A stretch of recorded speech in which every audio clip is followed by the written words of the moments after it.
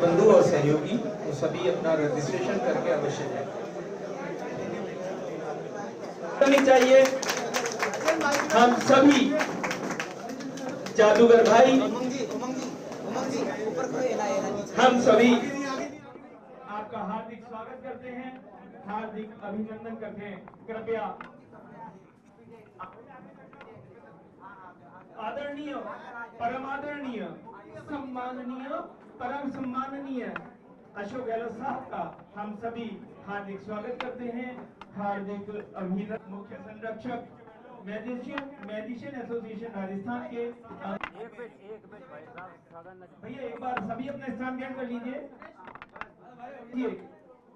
हमारे गर्व की बात है कि आज मैजिशियन एसोसिएशन के बैनर तले जादू कमल बाबू लक्ष्मण सिंह गहलोत जयंती समारोह आयोजन समिति के बैनर तले आप सभी का स्वागत, अभिनंदन। जोरदार ताली आप सभी के लिए। स्वागत की इसी कड़ी में मैं सुब्रत मुखर्जी साहब और आदरणीय महिपाल जी गुप्ता साहब से निवेदन करूंगा कि हमारे परम सम्माननीय महामहिम संरक्षक, जोरदार ताली। हम केवल ताली के माध्यम से ही हमारी अपन सब स्वागत कर सकते हैं माननीय। और मैं यह कहूं तो गलत नहीं होगा कि जादूगर अशोक गहलोत साहब जादूगरों के पीछे बैठे हैं, तो पूर्व मुख्यमंत्री जादूगर अशोक गहलोत साहब। मैं जादूगर मायावी जूनियर साहब से निवेदन करूंगा कि आज के इसी व्याख्यान में सबसे पहले मैं आदरणीय गहलोत साहब को स्वागत है आप सभी का। मैं जूनियर मायावी आज बहुत खुश हूँ। आज हम जादूगरों के बीच में हिंदुस्तान की प्रतिष्ठित मीडिया और माननीय गहलोत साहब हमारे प्रेरणा स्रोत हमारे बीच में हैं और हमें इतना बड़ा मौका दिया, इतना बड़ा आशीर्वाद दिया, उसका ऋण चुकाना हमारे लिए असंभव है। मैं आपसे निवेदन कर रहा हूँ कि आज ये प्रेस कॉन्फ्रेंस साहब के यहाँ पर किस लिए आयोजित की है। एक बहुत बड़ा उद्देश्य था हमारा, बरसों से चल रहा था, जो क्षणे क्षणे बहुत सारे स्पीड ब्रेकर की वजह से पूरा नहीं हो पाया था। कहते हैं राजस्थानी में कि सबसे पहले मीठा परोसना चाहिए, तो मैं आपको पहले मीठा परोसता हूँ। मीठा यह है कि राजस्थान में हिंदुस्तान की एक सबसे बड़ी जादूगरों का सम्मेलन आयोजित किया जा रहा है, जो अपने आप में एक ऐतिहासिक होगा। ऐसा सम्मेलन हिंदुस्तान में आज तक आयोजित नहीं हुआ है। वो सम्मेलन आयोजित किया जा रहा है। पहले हम इसे जोधपुर, जयपुर या उदयपुर में करना चाह रहे थे, पर हमें कुछ समस्याएं रही वहाँ करने में, तो हमने उसे चित्तौड़गढ़ में करने का निर्णय लिया है। और इमेजी का रिजॉर्ट है, वहाँ हमारा एक भव्य सम्मेलन होगा, जिसमें हमने करीब 2000 जादूगरों को आमंत्रण भेजा है। और हम ये उम्मीद करते हैं कि उनमें से कम 500 से ज़्यादा जादूगर तो अवश्य आएंगे। उसमें कई विदेशी जादूगर भी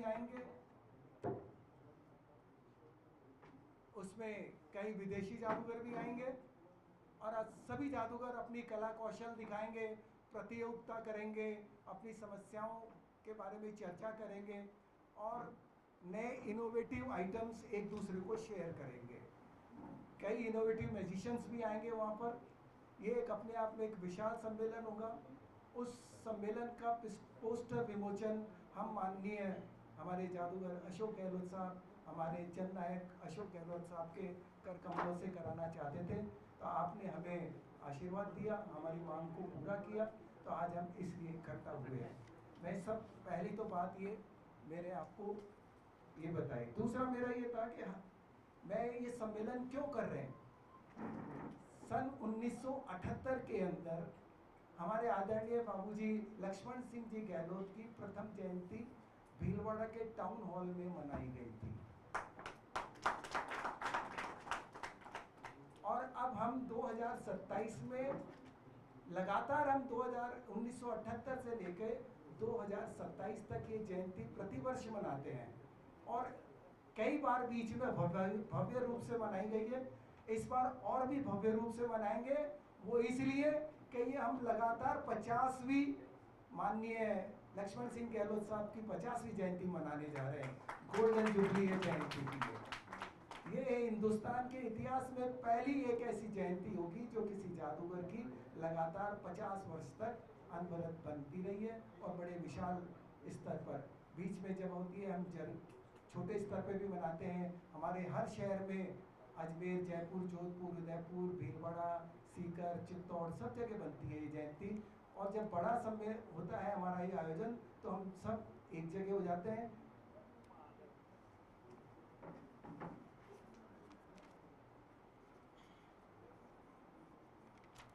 अब इस सम्मेलन में जो जादूगर का प्रदर्शन होगा वो अविस्मरणीय होगा।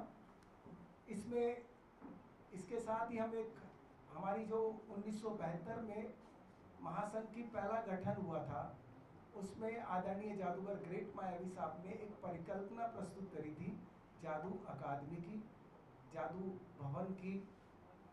उस प्रारूप को सभी ने पसंद किया था। माननीय गहलोत साहब ने आश्वासन दिया था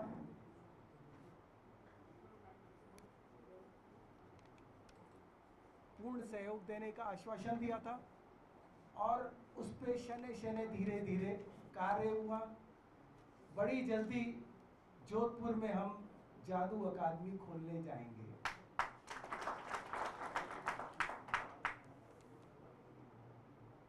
पूरे देश के अंदर जादूगर छोटी छोटी संस्थाओं में बढ़े हुए हैं। माननीय के इच्छा अनुसार पूरे हिंदुस्तान के जादूगरों को एक महागठबंधन के अंदर हमारे जो जादू जगत के प्रणेता हैं माननीय महिपाल जी गुप्ता साहब, उनके संरक्षण में एक महागठबंधन का ऐलान कर रहे हैं हम आज। उसका भी पोस्टर विमोचन करेंगे आज हम। उसके अंदर पूरे देश के जादूगरों को एक करेंगे और जादूगरों की समस्याओं को, योग्यताओं को, सबको हम उसके माध्यम से प्रस्तुत करेंगे। अकादमी से बहुत फायदे होंगे। जादूगरों को नए जादू सीखने को मिलेंगे। आज की तारीख में कोई भी हिंदुस्तान में जादू का प्रशिक्षण केंद्र नहीं है, न कोई सर्टिफाइड कोर्स है। तो उस माध्यम से जादूगरों को सर्टिफाइड कोर्स करने का और अच्छे स्तर पर जादू सीखने का मौका मिलेगा। सामान्यतः जादूगर क्या होता है, अपनी कला अपने साथ ही ले जाते हैं, अपने शिष्य को किसी को सिखा के ले जाते हैं। पहली प्राथमिकता उन्हें अपने बच्चों को सिखाने की होती है, पर कई बच्चे इंटरेस्ट नहीं लेते हैं तो वो कला उनके साथ ही चली जाती है। पूर्व में ऐसा बहुत बड़े बड़े जादूगरों के साथ हो चुका है। तो हम उनकी कला को, उनकी विरासत को कायम रखने के लिए अकादमी खोलेंगे और उसके अंदर उनके सारे प्रारूप का हम उन्हीं के माध्यम से नए जादूगरों को और जो वर्तमान में जादूगर चल रहे हैं उनको प्रशिक्षण दिलवाएंगे।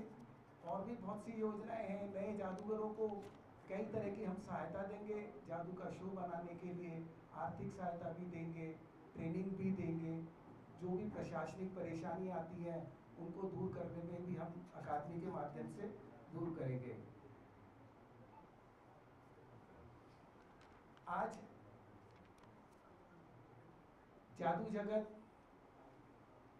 एक ऐसा कला है जो पूरा परिवार एक साथ बैठ के देख सकता है। इसमें कोई लैंग्वेज वाल नहीं है। अगर गुजराती भी देखेगा तो उसे लड़की हवा में उड़ती भी दिखेगी, बंगाली भी देखेगा तो उसे हवा में उड़ती भी दिखेगी। इसमें लैंग्वेज वाल नहीं है। पारिवारिक मनोरंजन है। पूरे परिवार, बहन बेटी सबके साथ बैठ के हम इस कला को देख सकते हैं। इस कला का अब तक शोषण ही हुआ है, तिरस्कार हुआ है। और तिरस्कार का ताज़ा उदाहरण हमारे माननीय वर्तमान मुख्यमंत्री जी ने दिया है कि जादूगरों को मेरा गला भर आया है ये कहते हुए कि उन्होंने हेरा फेरी करने वालों का दर्जा दे दिया। मैं शर्म से मेरा मस्तक झुकाकर आंख में आंसू भरकर ये बात कह रहा हूँ कि माननीय भजनलाल जी को मेरा ये निवेदन पहुँचाए आप सब लोग कि इतना हल्का मत आंकिए जादूगरों को। एक बार आप जादूगर के नीचे आकर ट्रेनिंग लीजिए कि जादूगर कैसे बनता है। जो टोटल आर्टिस्ट, सारी कलाओं का सर्वांगीण जो निचोड़ होता है वो एक जादूगर होता है। वो एक अच्छा नाट्यकार होता है, अच्छा संगीतकार होता है, अच्छा रूप सज्जा करने वाला होता है। अच्छा नृत्य करने वाला होता है, अच्छा डायलॉग डिलीवरी करने वाला होता है, जब सारी चीज अच्छा इंजीनियर होता है, तब जाकर एक अच्छा जादूगर बन पाता है। जादूगर बनना आसान काम नहीं है। आप जितने भी बैठे हुए हैं आज मेरी बात को सुन रहे हैं, उनमें कोई भी एक 5 साल में भी अगर जादूगर बनकर दिखा दे मेरे को तो मैं मान जाऊंगा। और वो 5 साल अगर जादूगर बनने की ट्रेनिंग ले लेगा तो ये दूसरे काम सारे छोड़ देगा, वो जादूगर का ही काम करेगा। तो मेरा ये निवेदन है कि आप हमें कुछ दो मत वर्तमान सरकार से, पर हमारा उपहास मत उड़ाओ, आप हमारे को आशीर्वाद मत दो। हम अपने बल से ले लेंगे, हमारे कला से ले लेंगे। हम जादूगर हैं, हमें तालियों का वाहवाही का शौक है। हम आधी रोटी खाकर भी अपना प्रदर्शन करने पहले जाते हैं। ये है हमारी जादूगर की ताकत। उस ताकत को आप हल्के में न आंकिए। एक जादूगर कम से कम 5 लाख लोगों को प्रभावित करता है। तो राजस्थान के अंदर 500 जादूगर हैं, पूरे हिंदुस्तान में 1.5 लाख से ऊपर जादूगर छुपे हुए हैं। उन सबको लोगों को हम संगठित करेंगे। अब आगामी जो हमारी योजना है उसके लिए मैं कह रहा हूँ, जादू जो कला है वो एक फारसी शब्द है और इंद्रजाल है वो एक हमारे अथर्ववेद से लिया हुआ शब्द है। मूल प्रचलन में जादू की भाषा आ गई, हमने जादू को जादूगर बन गए। पर हमारे यहाँ माया कला के नाम से जानता था, जादू कला को दिखाने वाले मायावी कलाकार जाने जाते थे और उसी को लेकर हम जादूगर कहलाने लगे। पहला हमारा सम्मेलन जो है उसकी तारीख का माननीय गहलोत साहब पोस्टर विमोचन करेंगे। दूसरा हम जादू अकादमी खोलने वाले हैं, उसके बारे में हम आपको निवेदन कर रहे थे। उसमें काफ़ी कुछ होगा जादूगरों के हित के अंदर। और तीसरा हम जो है आगामी इसके बाद ये लगातार अनवरत जादू कला को बढ़ाने के लिए हमारी अकादमी और हमारी एसोसिएशन कार्य करती रहेगी। तो मैं माननीय गहलोत साहब से निवेदन करूँगा कि सबसे पहले आज के हमारे जो इस सम्मेलन का है वो पोस्टर विमोचन करें, ताकि हम तारीख की घोषणा कर सकें कि सम्मेलन किस तारीख का होगा।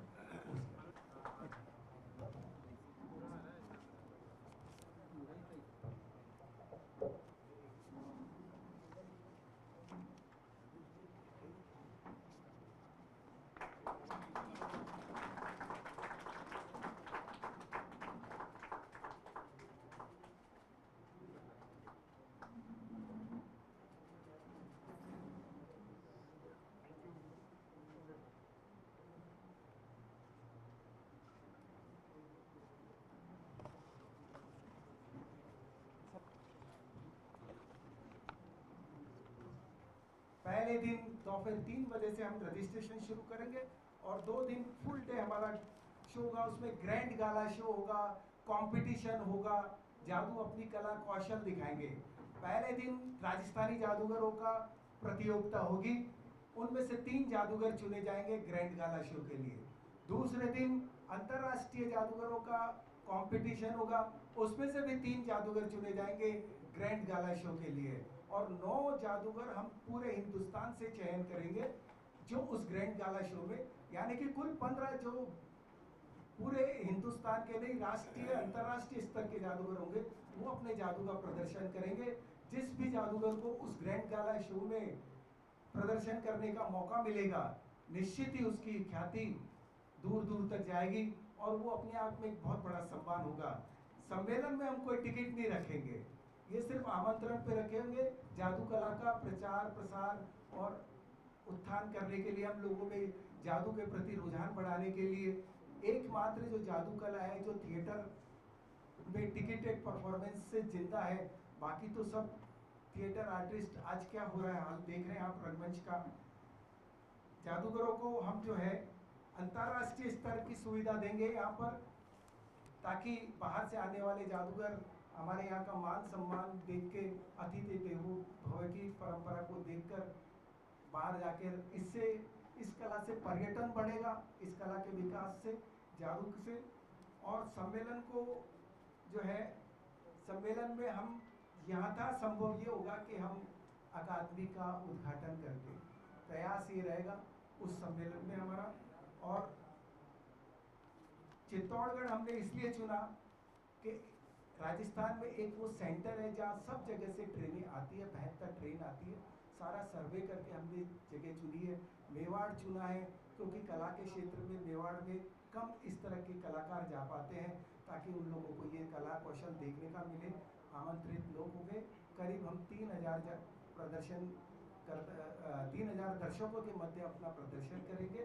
और तारीख हमने जैसे आपको बता दी है कि 26 जनवरी को ये प्रोग्राम शुरू होगा और 29 जनवरी को सुबह हम इस प्रोग्राम का समापन करेंगे। तो हमारी अगली मुलाकात उस सम्मेलन के दरमियान होगी। मैं माननीय गहलोत साहब से कहूँगा कि आशीर्वाद के 2 शब्द कहें जादूगरों को। और हमारे साथी महिपत गुप्ता जी, महावी जूनियर सुप्रति साहब, तमाम हमारे जादूगर साथी और पत्रकार मित्र, जैसा भी मायावी जूनियर ने आपको बहुत विस्तार से सब बात बताई, जादू कला की क्या पृष्ठभूमि रही है, क्या इसके सामने चुनौतियाँ आती रही है, तो किस प्रकार से यह आज भी है, परेशानियों के बावजूद भी ये आज भी देश के अंदर अपना स्थान रखती है। जादूगर देश भर में छाए हुए हैं, इसमें कोई दो राय नहीं। और हमारे कई जादूगरों ने बहुत नाम रोशन किया देश का भी। जो पिछली सरकार थी उनका नाम तो अमर हो गया है जादू कला में, जिन्होंने अमेरिका के अंदर भी अपना झंडा गाड़ा था। और उस जमाने में जादू कला 19वीं शताब्दी में हिंदुस्तान के अंदर इसका बोलबाला था ज़्यादा, और यूरोप के लोग बुलाते थे जादूगरों को वहाँ अपने यहाँ। धीरे धीरे स्थिति ऐसी बन गई है कि दुनिया भर के अंदर आपको एक से एक बढ़ कर के जादूगर मिलेंगे, उनका बहुत बड़ा नाम है। आप इंग्लैंड जाएंगे, अमेरिका जाएंगे, वहाँ शो होते रहते हैं हॉल के अंदर, और ऐसे जैसे होते हैं कि कोई सोच नहीं सकता है। कई संस्थाएं बनी हुई है, बल्कि विश्वविद्यालय बने हुए हैं। मैंने भी यही किया तो लंदन के अंदर 2-3 विश्वविद्यालय होंगे, कॉलेजेस बनी हुई है, इंडियन मेडिकल सर्कल बना हुआ है, पुरानी संस्था है जो मैं बचपन में देखता था। तो कहने का मतलब कि जादू कला दुनिया भर के अंदर छाई हुई है, एक अलग तरह की कला, जिसका भी जूनियर मायावी ने बहुत अच्छे ढंग से कहा। आपको पूरे परिवार के साथ में बैठ के आप आराम से देख सकते हो। इस प्रकार की ये महान कला है जिसका सम्मान सभी सरकारों को करना चाहिए। मैंने मेरे वक्त में प्रयास किया कि कैसे इनका टैक्स माफ हो। टैक्स की बड़ी समस्या रहती है, जितना शो होता बड़ा मैजिशियन का, हमें लगता पता नहीं कितने इनकी आमदनी होती होगी, वो स्थिति होती नहीं लगता है, क्योंकि शो इतना अच्छा होता है। और जादूगर अपने पहनावे के माध्यम से, कला के माध्यम से और एक्टिंग के माध्यम से भी जिस प्रकार कला का प्रदर्शन करते हैं, तो लगता है कि हॉल भरा हुआ, पता नहीं इनकम की कोई कमी नहीं होगी, जबकि ऐसी बात होती नहीं है। वो बड़े बड़े उनके जादू शो में सामान भी ट्रकों होते, 2-3-4 ट्रक होती है, तो बड़ा जादूगर होता है। ट्रांसपोर्ट करते हैं, कई बार वहाँ की प्रॉब्लम होती है जिला प्रशासन से, टैक्स की मार तो बड़ी होती है। उसके अलावा भी कई बार बढ़ा जागी, मान लीजिए तो सामान जब ट्रांसपोर्ट हुआ है, 20-30 लोग स्टाफ रखते वो लोग, और जब शो नहीं होता तो स्टाफ कहाँ रखो उसको। जैसे आप लोगों की पत्रकारों की जब चाय निकाल देते मालिक लोग पत्रकारों को, अभी 150 लोग निकाल दिया, आज तक में 150 लोग निकाल दिया। अब कल्पना करो 150 लोग पत्रकार घर बैठ गए, क्या बीती होगी। ये लोग ऐसे हैं जो चाहे इनकम कम हो तब भी किसी को निकालते नहीं, अपने स्टाफ को रखते हैं, टेम्परेरी भेज देते होंगे और उनका यूज करते हैं। इस प्रकार से ये एक प्रकार से कला को जिंदा रखे हुए हैं। ये बात मैं नहीं बता रहा हूँ, कला को जिंदा रखना बहुत बड़ी बात होती है, जो ये रखे हुए हैं। ऐसी स्थिति में ये तमाम आप देख लो कि हम लोग यहाँ बैठ के बात कर रहे हैं। इसलिए मैं कहना चाहूँगा कि पूरे सरकारों का भी, मुझे पता नहीं कि भजनलाल जी ने क्या कह दिया और भजनलाल जी के ऊपर क्या रिएक्शन दे दिया हमारे जूनियर भाभी ने, हमें चिंता करने की बात नहीं है। अगर मुख्यमंत्री चाहेंगे तो हम लोग मुख्यमंत्री निवास पर मैजिक शो कर देंगे।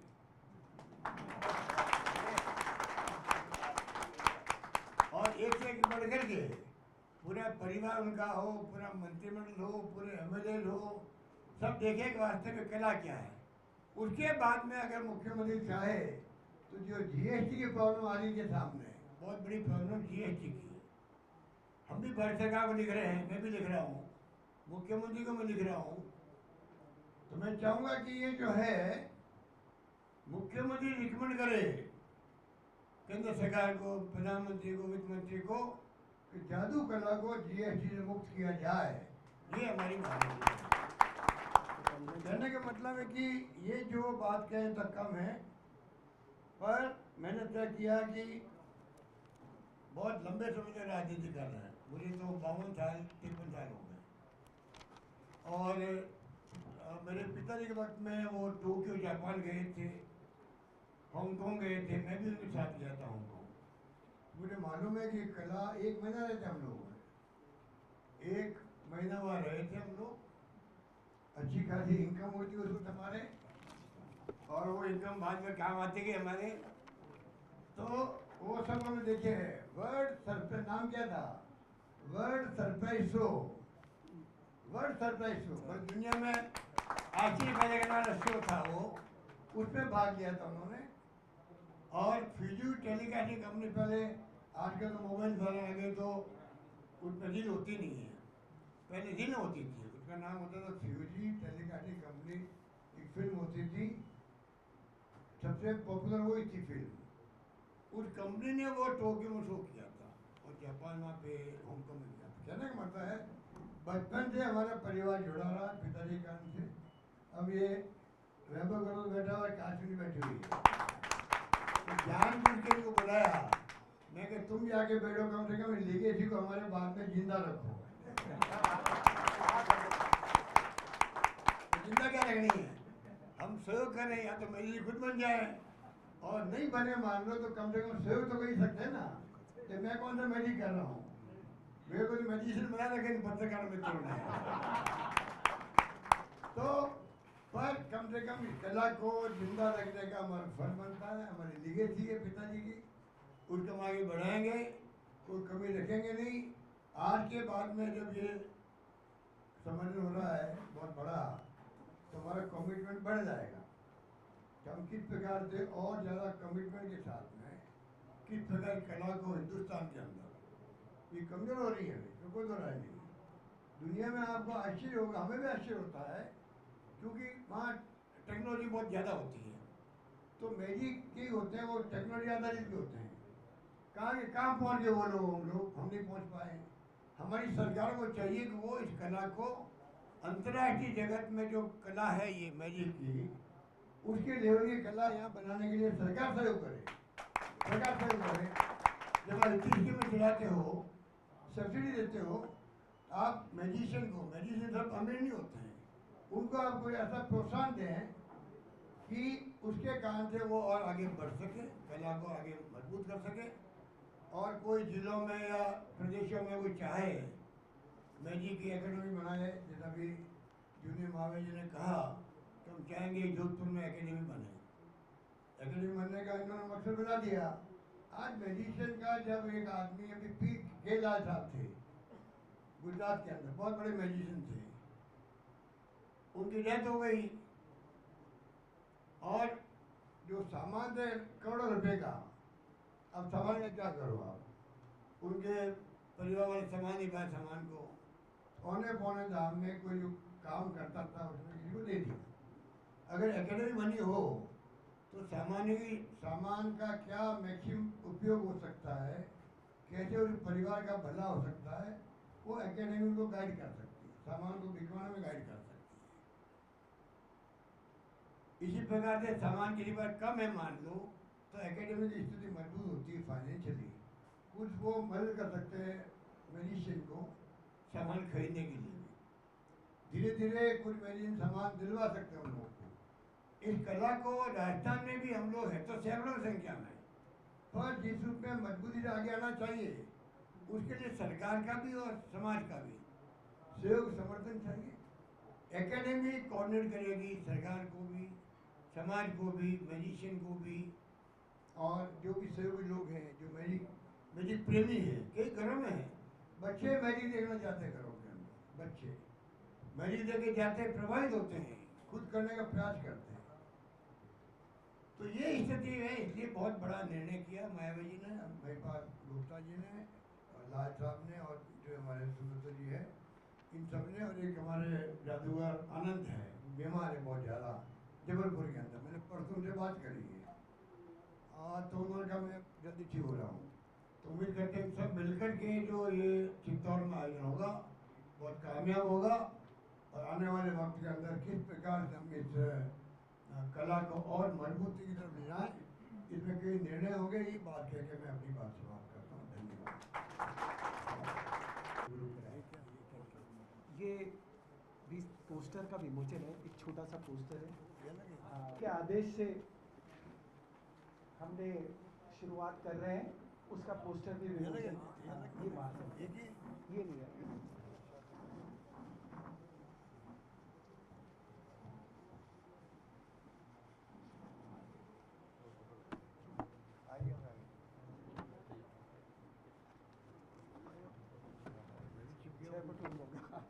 आपकी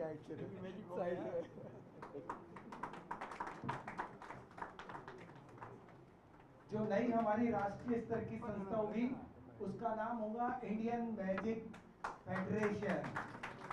तो आज से हम सब जादूगर इस झंडे के नीचे राष्ट्रीय स्तर पर जादू कला के उत्थान के लिए काम करेंगे और एक नया अध्याय शुरू हो रहा है जादूगरों के हित में और जादू कला के हित के अंदर। आप माननीय गहलोत साहब ने ये जिम्मेदारी महिपाल जी गुप्ता साहब के ऊपर सौंपी है, तो अतिशीघ्र माननीय महिपाल जी गुप्ता साहब इसकी कार्यकारिणी का गठन करेंगे। अलग पोस्टर, ये पोस्टर है जो आप ये हमारे आज के मेन पोस्टर है। विश्व विख्यात जादूगरों का प्रदर्शन होगा चित्तौड़ के अंदर। इसमें एक से एक धुरंधर जादूगर आएंगे और सारे जादूगरों का अभी से मेरे पास फोन आने शुरू हो चुके हैं। मेरे को इस मीटिंग में बैठना भी दुबर हो रहा है, लगातार फोन आ रहे हैं। हम आएंगे, हम प्रदर्शन करेंगे, हम वर्कशॉप ऑर्गेनाइज करेंगे, बेचने आएंगे वहाँ पर। तो एक बहुत बड़ा उत्सव होने वाला है। माननीय का आशीर्वाद मिला हमें, हम बहुत अच्छे रूप से अंतर्राष्ट्रीय स्तर पर एक अपनी पहचान बनाएंगे। Thank you.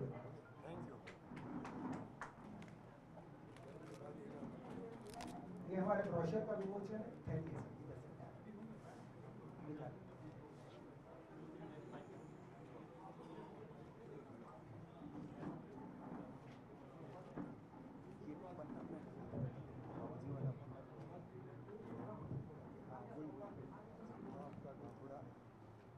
ये वाला ये पन्ना दिखा दो। ये हमारा ब्रोशर है। मैं आपको माननीय लक्ष्मण सिंह जी गहलोत साहब के बारे में बता दूं। माननीय जादूगर ग्रेट मायावी साहब का और की बात बता रहा हूँ कि माननीय लक्ष्मण सिंह जी गहलोत साहब का जादूगर लोग कितना सम्मान करते थे। आज आप भले ये कह सकते हैं कि हम साहब की वजह से बना रहे हो। जय हिंद। 15 अगस्त था तो अफ्रीका बच्चे के माध्यम से झंडारोहण किया है। मेरी रिक्वेस्ट है ताकि ज्यादा से जादूगरों से हम परिचय करा सके। नमस्ते सबसे। अच्छा देखिए मेरे पास में यहाँ पे ये बॉक्स है, प्लेइंग कार्ड्स का बॉक्स है। सबको यूज करते हैं जितने भी लोग यहाँ पे। यहाँ से रेड और ब्लैक कोई भी कलर बोलिए। Red, okay. इधर से रेड बोला है।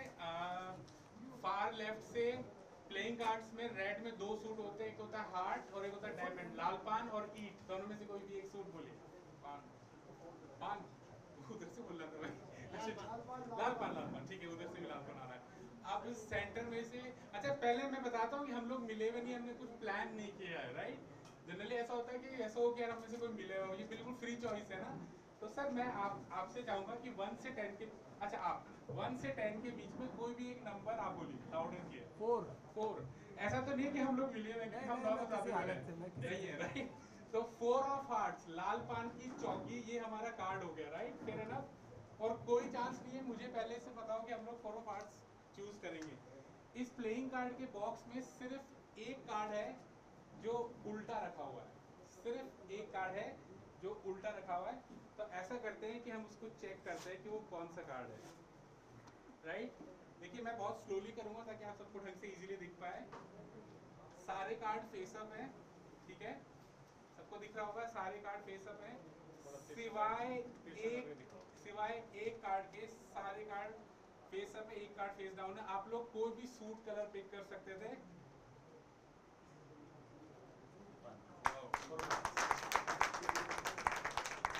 चलिए थैंक यू वेरी मच। एक और ट्राई करें, ऑडियंस में से कोई आना चाहेगा यहाँ पे, कोई भी एक व्यक्ति?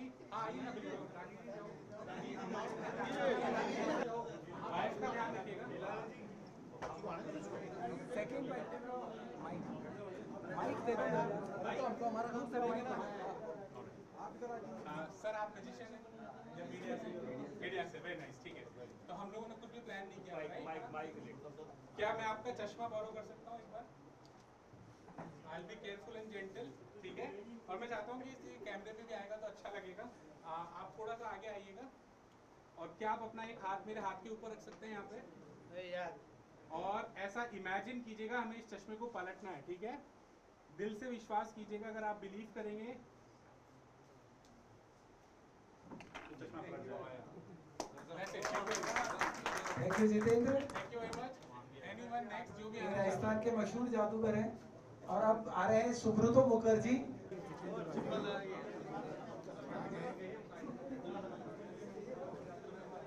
मेरे हाथ में 2 पैकेट है। शांति से, 1 नंबर या 2 नंबर? 1 नंबर। ठीक है, तो 1 नंबर को हम जो है यूज करेंगे, ठीक है, और 2 नंबर को रखेंगे। अब देखते हैं कि 2 नंबर में क्या है, क्योंकि आपने 1 नंबर को यूज करने के लिए कहा और 2 नंबर को रखने के लिए। आप लोग ले सकते हैं। आप लोग एक्सप्रेशन डालते हैं जब भी व्हाट्सएप करते हैं, तो किससे करते हैं? इमोजी से करते हैं। तो मैंने कुछ इमोजीज जो है वो कलेक्ट किए, जैसे ये सरप्राइज है क्योंकि मैजिक है इसलिए सरप्राइज है, और ये हैप्पी फेस, ठीक है। इस तरह से करीब 5 इमोजीज है। आप कोई भी नंबर बोलिए 1 और 5 के बीच में, एनी नंबर, 3, ठीक है। तो 1, 2 और 3। तीसरे नंबर पे स्माइली, तो थोड़ा एक्सप्रेशन दीजिए स्माइली का, ठीक है। आपने 3 नंबर बोला है, तो 1, 2 एंड 3, ये हैप्पी फेस है, तो थोड़ा हंस के बता दीजिए, ठीक है। अब जो है आपके 3 नंबर बोला है, तो 1, 2 एंड 3, ये अप्लॉज का मोजी है, तो थोड़ा तालियां बजा दीजिए। आपने 3 नंबर बोला है, 1, 2 एंड 3, ये क्राइंग फेस है, सैड फेस है। कई बार जिंदगी में रोना आता है, लेकिन जादूगर को रोना नहीं चाहिए, सबको हंसाना चाहिए। तो आपने 3 नंबर बोला है, 1, 2 and 3। This is the surprise face या सरप्राइज इमोजी, क्योंकि मैजिक में जो है सरप्राइज है, और आपने जो है सरप्राइज को डिसाइड किया है। इसमें क्या लिखा हुआ है? Surprise will be the final reaction. You very much एक मिनट सर, ये खत्म नहीं हुआ, आप पीछे देखेंगे तो thank you very much. Thank you. Krishna Gopal. अब यहाँ 3 चीज़ें हैं, एक मोबाइल है, एक पेन है और एक की रिंग बोल दीजिए या चाबी बोल दीजिए गाड़ी की। ये मैंने 3 चीज़ें रखी हैं। मैं गहलोत साहब से रिक्वेस्ट करूँगा कि इन 3 चीज़ों में से कोई भी एक चीज़, अच्छा गुप्ता साहब से रिक्वेस्ट करते हैं, कोई भी एक चीज़ आप चुन लीजिए इनमें से। चलिए मोबाइल लीजिए। 3 चीज़ें अपने पास, पेन, मोबाइल और कीज, इनमें से एक चीज़ चुन लीजिए। आपने मोबाइल चुन लिया, ठीक है। ये आप रखना चाहेंगे या मुझे देंगे? ये उन्होंने मुझे दिया, धन्यवाद। अब ये 2 चीज़ें रहती हैं, पेन और चाबी, इनमें से क्या लेना चाहेंगे आप? चाबी, ठीक है। अब ये लास्ट पेन है, ये आप देना चाहेंगे या मुझे देंगे? ये मुझे दे रहे हैं, ये पेन मैं पॉकेट में रख रहा हूँ। अब आपके लिए सरप्राइजिंगली मैंने कुछ लिखा था यहाँ पर, जो लिखा था वो गुप्ता साहब पढ़ के बताएंगे, और जो हुआ है अभी आपके सामने वो मैंने लिखा हुआ है, लिख के बताते हैं। तो ये आप पढ़िए प्लीज, जोर से पढ़िए, जोर से पढ़िएगा। क्या लिखा हुआ है? मोबाइल आप लेंगे, यानी मैं लूँगा। पेन पॉकेट में है, की सर लेंगे। पहले लिखा हुआ था मैंने, जो इन्होंने किया है, ठीक है। आपके सामने छोटा सा आइटम। बहुत बहुत धन्यवाद। Thank you very much. Ajay अपना एक्ट दिखाएं। और इतनी देर से देखिए जादूगर एक छड़ी लेके आता है हाथ में, और साहब माननीय मुख्यमंत्री हमारे अशोक गहलोत साहब, जादूगर साहब जादू दिखा रहे हैं। इनका दिल कैसा है ये सबके सामने कहते हैं, लेकिन आज जादूगर बताएगा इनका दिल कैसा है, और पूरी मीडिया देखेगी। रेडी 1 2 हम दिल देखेंगे साहब।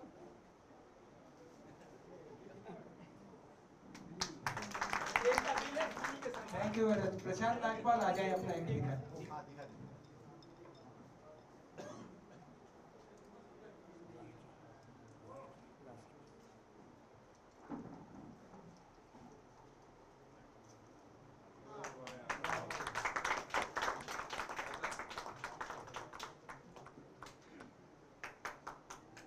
Thank you very much Akram.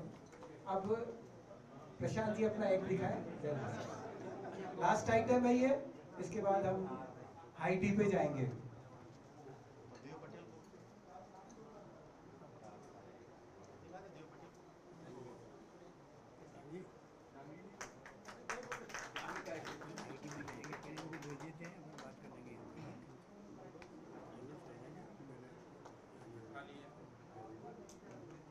अब आपने कई आइटम देखे होंगे। ये मेरे पास एक कंची है, दिख रही है? सर देख लीजिए, अंकल जी माइक ले लो, माइक दिख रही है आपको? और मेरे मुंह में कुछ है? ठीक है, दांत भी नहीं है। आज तो है। और इस कंची को बड़ी करनी है अपने को। न दांत है न हाथ है, कंची को करनी बड़ी है। तो देखिएगा, जोड़े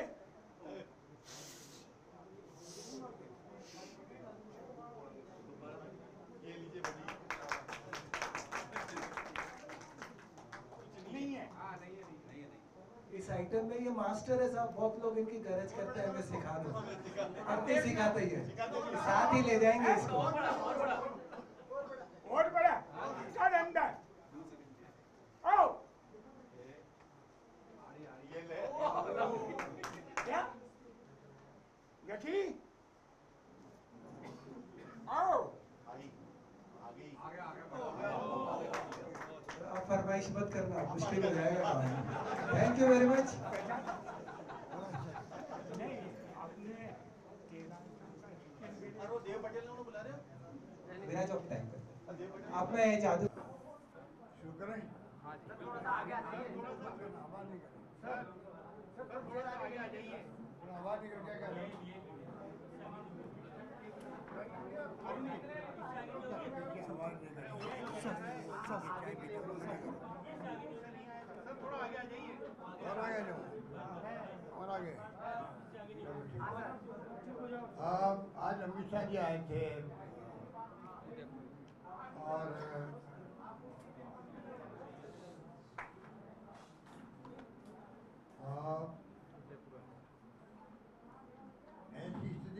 है कि उनको मैंने रिक्वेस्ट की थी पहले कि कन्हैयालाल हत्याकांड बहुत बड़ा हत्याकांड हुआ था राजस्थान के अंदर, पूरा रास्ता हिल गया था और मैं तत्काल चला गया वहाँ पर उनके परिवार से मिलने के लिए, दूसरे तीसरे दिन। और ये नेता थे बीजेपी के, ये सब गए हैदराबाद में हत्या होने के बाद में, दूसरे दिन गए, उनके कॉन्फ्रेंस थी। तो वो तो स्थिति थी, हमने शाम तक पकड़ लिया उनको, हत्यारों को पकड़ लिया,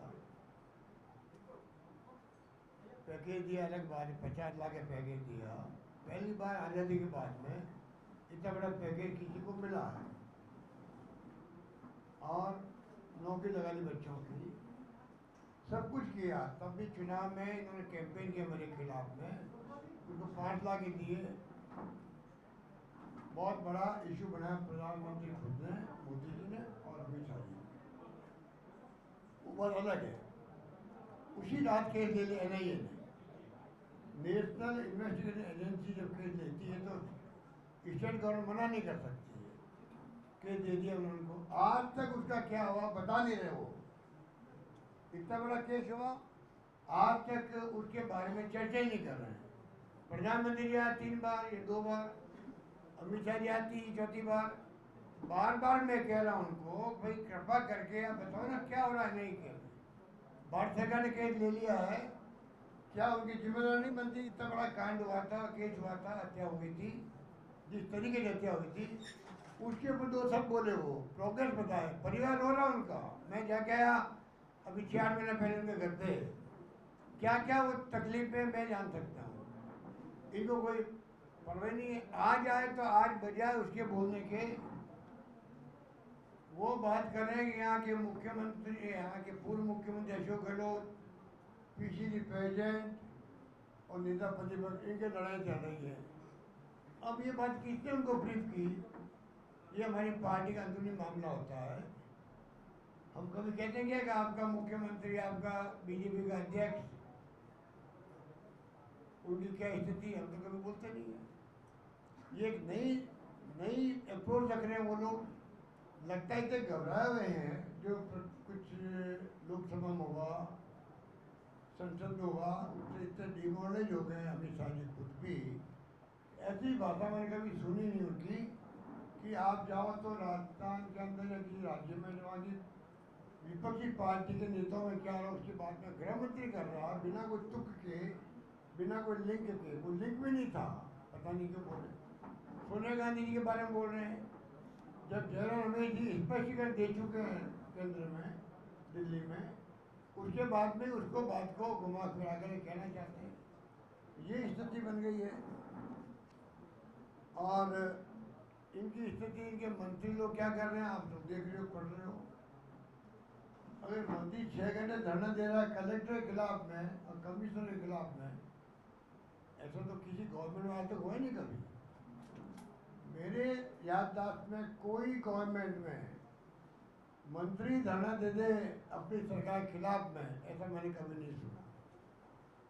तो कई मंत्री क्या क्या तमाशा कर रहे हैं, क्या उनकी चल रही है जिले में, कलेक्टर बात मानते नहीं मानते, SP सुनवाई करता नहीं करता है, तो केंद्रीय मंत्री भी क्यों नहीं हो, उनकी सुनवाई भी नहीं करे, IG हो या SP हो, तो जानते हैं।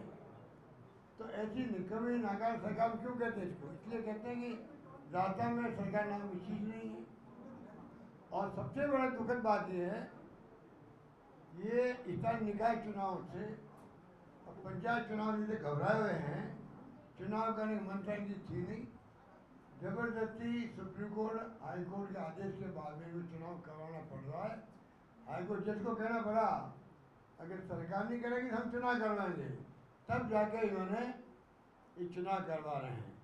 और आपको आश्चर्य होगा, उसके अंदर भी जिलों कलेक्टर को खुद बुला रहे हैं, SP कलेक्टर को बुला रहे हैं, CM टुकड़ा के अंदर, 5 शासक के ग्रुप के अंदर, उनको जिम्मेदारी देने का चुनाव जिताओ बीजेपी को। आप सोच सकते हो कि इतना बड़ा आरोप में लगा रहा हूँ, कुछ सोच के लगा रहा हूँ, जो फीडबैक मिला लगा रहा हूँ। यही कलेक्टर SP जो है, ये तो ब्यूरोक्रेसी है। बात फैलती है जिलों के अंदर वापस, क्यों बुलाया गया, क्या कहा गया हमें, अगर ऐसी स्थिति बनी राजस्थान के अंदर, आप समझ सकते हो कि पानी, बिजली, कानून व्यवस्था की स्थिति हो, शिक्षा, स्वास्थ्य की, उस पर चिंता नहीं इनको। आज स्वास्थ्य सड़क सेवाएं बिगड़ गई है, पैसा वसूल रहे लोगों गरीबों से, बेचारों से। फ्री इलाज होता था, फ्री दवाइयाँ थी, फ्री टेस्ट थे, फ्री ऑपरेशन थे। आज क्या दुर्गति हो रही है वो बेचारे गरीब आदमी जानता है क्या स्थिति है। तो सरकार को कितनी बार हम कह चुके हैं, ये सरकार संवेदनहीन है। धरना प्रदर्शन होता है राजस्थान के अंदर, भूख हड़ताल कोई करने बैठ जाता है, तो सरकार को चिंता होनी चाहिए उसकी कि भाई कहीं इसकी स्थिति खराब नहीं हो जाए। ये पहली सरकार बदलनाथ जी की है जो चिंता ही नहीं करती है, चाहे कितने दिन बैठ जाओ।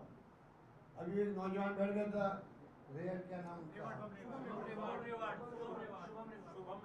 शुभम रेवाड़। मैं मिलने गया, 15-17 दिन हो गए थे उसको, परवाही नहीं उसको।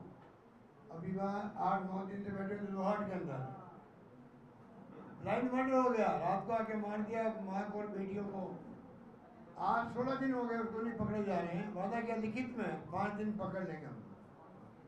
और मुझे बताया गया है कि इनको जानकारी मिल गई है पुलिस वालों को, तब भी दबाव के अंदर ये बता नहीं रहे लोग, दबाव के अंदर नहीं बता रहे।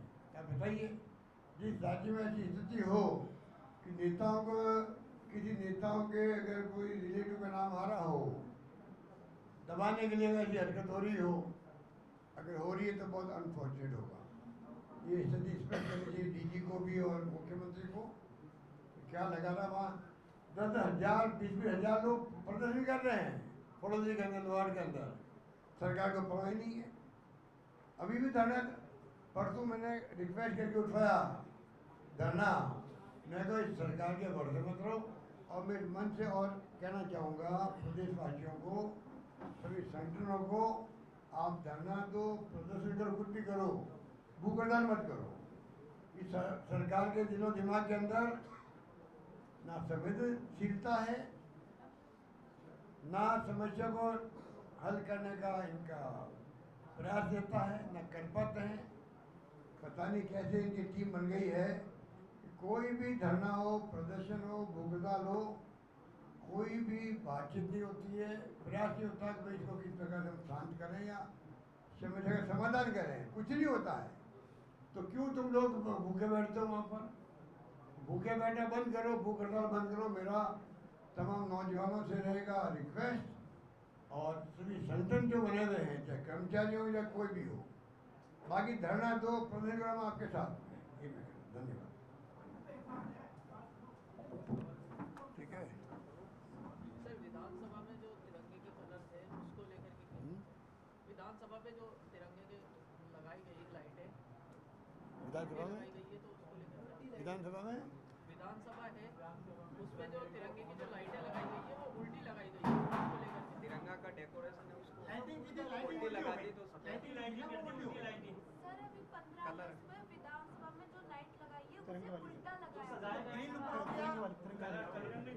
विधानसभा में जो सजावट करी सर लाइटों की उसमें केसरिया नीचे लगा दिया और हरा ऊपर लगा दिया। विधानसभा में लगा दिया, दिल्ली में लगा दिया।